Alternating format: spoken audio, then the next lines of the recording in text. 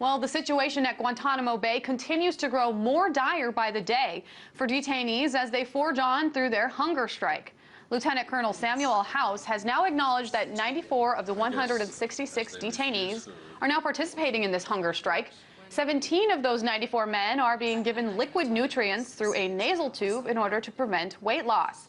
In a recent New York Times op-ed piece, one of the detainees described what it was like to be force-fed through one of these tubes. Samir Naji al-Hassan Mokbil said, quote, "I will never forget the first time they passed the feeding tube up my nose. I can't describe how painful it is to be force-fed this way. As it was thrust in, it made me feel like throwing up. I wanted to vomit, but I couldn't. There was agony in my chest, throat, and stomach. I had never experienced such pain before. I would not wish this cruel punishment upon anyone." Now, the United Nations Human Rights Commission considers force feeding a form of torture. The World Medical Association prohibits its physicians from using the technique as well. So to talk more about the ethics of force feeding and the situation at Guantanamo Bay, James Jones joined me just a short time ago. He's a former U.S. ambassador to Mexico and current co-chair of the Constitution Project's Task Force on Detainee Treatment. And he began by talking about why he believes the detainees are on a hunger strike.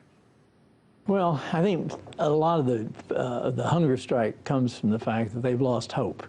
Many of these, as you know, more than half of them have been cleared for release, but they haven't been released. And most of them haven't had any kind of a trial or any kind of adjudication of the claims against them. So I think that's a big factor in what's going on in the hunger strike. As far as the treatment right now, our panel, our task force, was not able to look at that because that's happened since we actually concluded our panel. But we did find instances of torture among prisoners at Guantanamo Bay, and we found in previous activities force feeding at a time which amounted to earlier than amounted to torture. And there's always been questions over what type of effects these types of tactics, hunger feeding, force feeding in general, typically have on the protesters, and also the effects of a hunger strike. We actually spoke to a doctor recently, Sudeep Bose, and we are going to play a quick clip from him and then come back to get your opinion. You know, if you look at fasting, you know, the word hunger strike is kind of a misnomer, because after about 48 to 72 hours, what happens is you start breaking down your fatty acids and you get ketosis. And as these ketones are floating around in your body, it actually takes away the sensation of hunger.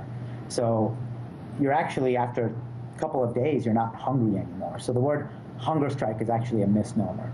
However, your body is still continuing to break down.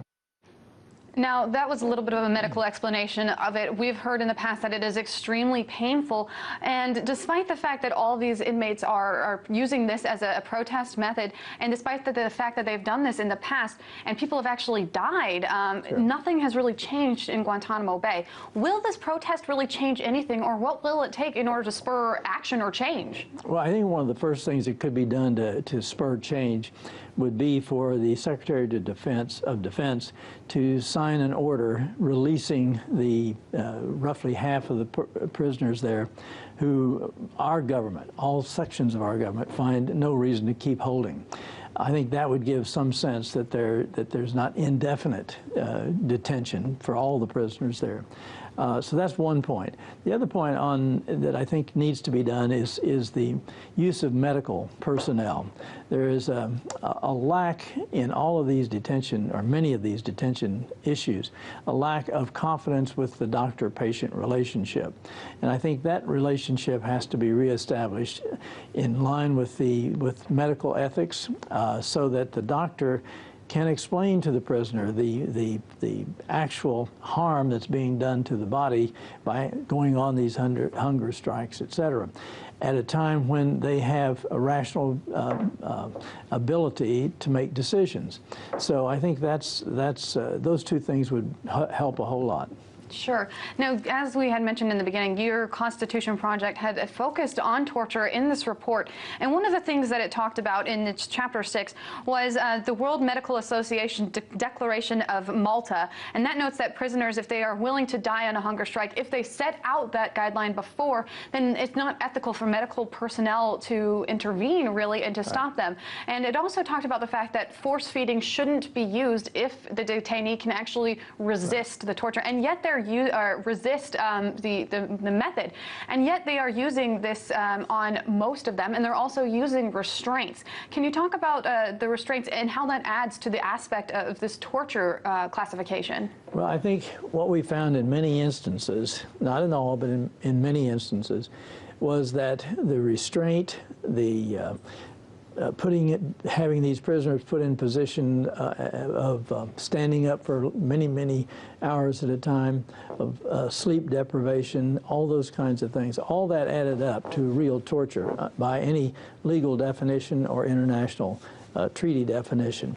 And although we're not a signatory, I don't believe, to the Malta Agreement, the fact is it conforms with our own domestic medical ethics principles, and I think we should be following them. Well, the Obama administration back in 2009 sent a DOD convoy out there to do a review, and they found it to be lawful and humane. So that obviously contradicts what your report is saying. Can you talk about this juxtaposition? Well, I think one of the things that's lawful and humane is when a person at the end of a so-called hunger strike has no ability to resist or anything else. The question then is, which is more ethical, to let that person die or to help that person to live and to feed that person in a force-feeding way? It's different kind of force at that particular point in a person's life. And it's a very tough ethical question. The general feeling in the international community is that that person, had they known and been counseled on what the effects were, should be allowed to have the free will to die.